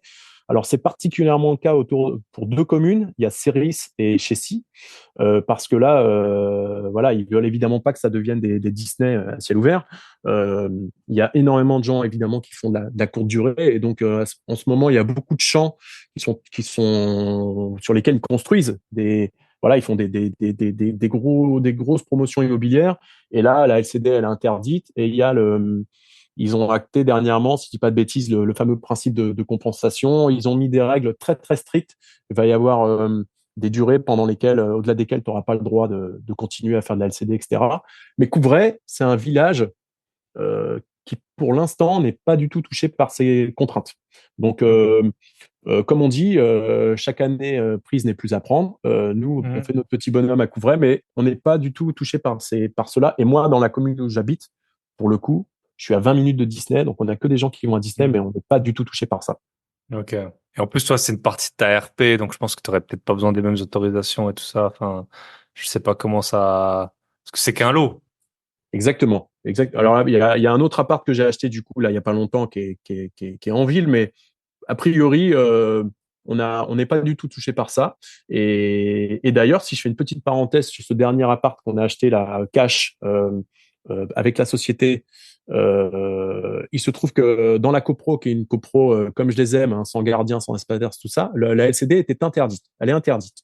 Sauf qu'il y avait déjà un voisin qui faisait des LCD. Et c'est moi qui leur ai appris que c'était interdit. Alors, comme des fois dans certaines copros, en fait, les gens s'occupent de rien. Et en fait, ils sont ravis que je sois là, malgré le fait que la LCD soit interdite, parce que je leur ai expliqué que la femme de ménage, quand elle vient, elle met un coup dans les parties communes. Que moi, à chaque fois que je viens, quand je passe, eh ben, quand il y a des papiers qui traînent, je les ramasse. Je suis vigilant, en fait, que les poubelles ne soient pas le bazar, que les portes ferment bien, que en gros, mon business, il fonctionne aussi parce que la copro, elle est agréable, qu'il n'y a pas de fête et qu'il n'y a pas de nuisance. Et ça, du coup, bah, les voisins, rapidement, malgré le fait que ce soit interdit, ils sont vraiment très, très contents que je sois là. Et du coup, ça peut être ça peut être pas une astuce, mais ça peut être important pour certains qui veulent se lancer dans la LCD, de se dire, ouais, on n'a pas le droit, il y a des freins, mais en allant voir les gens, moi, j'ai été leur expliquer mon projet, ils m'ont fait confiance et ils sont ravis que je sois là aujourd'hui. Yes. Voilà. Sinon, vous avez toujours la menace des. Enfin, bon, c'est triste, hein, mais moi, je connais quelqu'un qui habite près d'un hôpital psychiatrique. Et en fait, dans sa copro, il loge parfois des gens qui sont semi-autonomes, ou je sais pas comment dire, des gens de l'asile, quoi. Et c'est les pires habitants, enfin, que tu peux avoir, enfin, je suppose, hein, donc au pire, tu peux toujours te dire que si tu fais pas de LCD, tu as une sensibilité particulière pour les gens de l'asile et que du coup, tu pensais peut-être sinon en mettre, ouais, parce que c'est une dimension sociale. Mm-mm. Et normalement, ça pourrait faire pencher la balance de Très votre bonne côté idée. Très bonne idée. pour la location courte durée. Ok, bah écoutez, on a fait un super bon tour. Donc on va faire un épisode de podcast privé, donc rejoignez-nous pour l'écouter sur comment tu gères. Donc c'est 22 plus 2 plus 1, 24, 25 bien. Et, et c'est pas tous les profs. Hein. Ça, j'enverrai l'épisode à mon ami qui est prof comme ça, elle saura ce qu'on peut faire. Elle saura ce qu'on peut faire. Félicitations pour Merci ton Thibaut. parcours et puis pour avoir l'air d'avoir 25 ans à 43 ans, tout ça grâce à l'immobilier. Et puis nous on se retrouve demain du coup. Ouais. Euh, Allez, un petit mot. Tiens, je pose jamais cette question, mais toi je vais te la poser. Si tu avais un truc à refaire, défaire, pas faire, est-ce qu'il y aurait un, tu vois, si maintenant je te remets à 2017. Est-ce que voilà, il y a un achat que tu as regretté ou un immeuble que tu aurais voulu en acheter un de plus ou Ben, des fois, on dit je ne perds pas, j'apprends, mais il y a une fois, j'ai perdu et j'ai pas appris grand-chose, j'ai quand même bien perdu. Et c'est vrai que c'est une des rares choses quand même que je regrette dans un invest, puisqu'on n'a pas parlé de bourse aussi, mais j'ai aussi un PEA, un compte titre. Et il y a ouais, il y a plus de 10 ans, voilà, je suivais des forums boursiers et on m'avait recommandé très, très fortement d'acheter une action qui devait tout exploser. Tu sais, le style de truc qu'il ne faut pas faire quand tu fais de la bourse, quoi. Sauf que là, ça aurait pu être le coup du siècle, en fait. Alors, pour ceux qui iront voir, ça s'appelle Art Price. Art Price, maintenant, ça s'appelle Art Market. Et Art Price, eh ben, moi, je l'ai acheté Art Price avant le tsunami au Japon. C'est une action qui valait 7,50 €. Et j'ai tellement cru que j'ai fait des crédits à la consommation pour acheter des actions Art Price. Et l'action, il y a un article qui est paru dans la Tribune en 2011 ou 2012. C'est des ventes aux enchères en fait d'œuvres d'art. C'était ça le principe. Aujourd'hui, ça existe toujours à Price, ça doit valoir dans les 5 euros. À l'époque, ça valait dans les 7,50 et des actions, eh bien, l'action, en fait, il y a eu l'article dans la Tribune, elle est passée de 8 € à 67 € en quelques mois. Et il se trouve que le siège d'Art Price est juste à côté de Lyon et que celui qui nous avait conseillé d'acheter ça, il nous avait dit si elle fait 67 en clôture, on va tous manger chez Bocuse et il faudra vendre à 90. Et elle a fait 67 en cours et elle a jamais fait que 67 en clôture. Et elle est redescendue, redescendue, redescendue. Et quand elle était à 67, bah voilà, c'est simple, hein, j'avais fait en gros x8. Donc j'avais investi à peu près 70 000 €, quelque chose comme ça. Et ah ouais. sur mon compte titre, il y avait écrit 550 000. J'avais 550 000. Je les ai pas vendus. Je les ai pas vendus, je les ai pas vendus, je les ai pas vendus. Et je les ai vendus, j'étais plus qu'à 100 000. Donc j'ai perdu plus de 400 000. Voilà, tu me diras, je les aurais pas achetés s'ils ne nous avaient pas conseillé. Et voilà, pourquoi je les aurais vendus alors qu'ils disaient, bah maintenant il faut attendre. Hmm. Euh, du coup, euh, bah Non, au mais final, c'est un bon conseil. ouais. Moi, j'ai un ami qui a réussi à bien sortir d'une société Novacite s'appelle. Il avait acheté à quelques centimes. Avec le Covid, c'était monté à 12-14 euros. Il a pris 300 000 euros, je crois. Après, je te cache pas que je sais que toute sa vie, il va essayer de refaire le coup, le coup là-dessus. Mais savoir Mhm. vendre, c'est hyper important. Et moi, là, en crypto, vous pouvez me dire ce que vous voulez. Moi, en ce moment, il y avait eu le halving et tout, je sais pas quoi. Moi, depuis que ça a repris la crypto, moi, j'en achète toutes les semaines depuis 4 ans. Et là, dès que ça a commencé à faire bullish, là, j'en ai vendu. Je parlais à tout le monde, à des experts crypto. Personne me disait quand vendre. Ils me sortent des trucs. Moi, je prends l'argent, je prends l'argent, je prends l'argent. Peut-être que C'est ça, c'est on est ça. toujours plus intelligent après, et ouais. Mais moi, dis-toi qu'un jour, alors moi, j'avais pas acheté, mais moi, j'ai une formation dans la finance, j'avais une formation sur la blockchain, et on m'expliquait que le Bitcoin, ça valait maintenant 900 euros, et que c'était beaucoup trop cher, et que c'était passé de 300 à 900 cette année, et que du coup, donc voilà, je savais ce que c'était, je savais comment en acheter, je savais tout ça, et en fait non. Mais voilà, mais c'est vrai que je pense qu'un bon point, c'est que c'est pas parce que l'argent, en gros, tu l'as pas perdu, parce que tu avais mis 70, tu as revendu 100, que c'est pas du vrai argent. Quand c'est 400, c'est 400. Quand c'est 500, c'est 500. Peu C'est importe ce que ça. tu mis. Et même si tu as mis 1 million et que c'est en train de baisser, quand tu coupes à 500, tu as encore 500. Bon, ok, ça fait mal, ça fait pas dans. C'est pas parce que c'est moins douloureux sur le coup que ça vaut plus ou que ça vaut moins. Voilà, Mhm. c'est ça. Et c'est sûr que, voilà, t'es prof, tu gagnes combien? 30, entre 30 et 40 000 par an, peut-être, euh, de C'est salaire ça. brut. T'as 500 000. Mais ouais, il y avait des journées, Voilà. c'est des Tu actions, tu gagnais, vois, c'est ce qu'on tu gagnais un an de salaire, quoi. En c'est ce qu'on gros, appelle les small caps. Donc, sur une journée, elles peuvent faire plus 30, moins 30. Et des fois, le soir, je me disais, bah, c'est la voiture que je viens d'acheter, là, à 20 000 euros, ben, j'aurais pu m'en acheter trois ou j'en ai perdu l'équivalent de trois. hmm, Ça fait mal, hein. Euh, ouais, euh, bon, voilà, écoute, en tout cas, je me suis bien amusé pendant cette bien période sûr, de bourse. bien sûr. Mais ouais, Hmm, si j'avais pu vendre même à 400 000, ça aurait quand même changé des choses. Mais bon, c'est comme ça, ouais, hein. En même temps, ouais, bien j'aurais pas sûr. acheté sinon. Mais bon, ouais, Et ça, un c'est clair. conseil que je peux vous donner, si jamais ça vous arrive, parce que mon pote, il confirmera. Franchement, non. En tout cas, en parlez pas à votre femme. Déjà, lui, ça l'a pourri parce que quand ça montait, il avait acheté quelques centimes à 4 euros. Il avait dit à sa femme, je sais pas quoi. Après, c'est redescendu à 2. Sa femme, bien sûr, en avait parlé. Je crois qu'elle écoute parfois le podcast d'ailleurs. Du coup, les gens, il l'insultait. Il disait, mais t'aurais dû vendre à 4 et tout. Franchement, essayez d'en parler à le moins de gens, au moins de gens, peut-être une personne. Genre, moi, j'en parlerai peut-être à mon associé parce que voilà, je sais qu'il comprend les chiffres. Il est dans le même. Mais allez pas en parler ou alors parlez-en à un vieux quoi, un vieux qui a pas investi et tout mais qui a un peu de la bouteille. Mais franchement vous allez péter les plombs. Si ça arrive un jour, vous allez péter les plombs si vous commencez à en parler. Tout le monde vous parlera plus que de ça. C'est comme je pense si t'as une maladie, les gens ils parlent que de ça et tout. Enfin, tu deviens plus que ce truc quoi. Donc voilà. Bon, écoute, on Exactement. a fait un beau tour. Ça m'a fait Ouais. super plaisir. Merci de m'avoir contacté. Merci de m'avoir envoyé un message. On salue l'éducation nationale. Merci beaucoup, Thibaut. Et faites du sport, faites des invests et vous aurez une belle maison et une vie bien remplie. À très bientôt. Bye bye. Salut, merci beaucoup. Et voilà, on arrive au bout de cet épisode. J'espère qu'il vous aura plu. Si jamais vous l'avez pas encore fait, foncez écouter l'épisode de la semaine dernière avec notre cher Mathieu qui nous explique comment investir à Berlin et à Barcelone, avoir été le deuxième employé de Tesla Europe et travailler aux quatre coins du monde. Et si vous voulez plus de contenu, vous le savez, vous allez sur mon site www.grosbillet.com et vous pouvez aussi accéder via ce lien au podcast privé. Et dessus, vous avez notamment l'épisode où Michel et moi, on vous explique pourquoi on s'est associés, qu'est-ce qui a bien fonctionné, qu'est-ce qui a moins bien fonctionné, et surtout les ajustements qu'on a mis en place entre le début de notre association il y a un petit moment maintenant. Et, euh, et maintenant, vous pourriez gagner beaucoup de temps et éviter beaucoup de conflits potentiels ou d'inefficience. Je vous souhaite une très bonne semaine. Prenez soin de vous, de vos proches, de vos gros billets et à la semaine prochaine. Bye bye.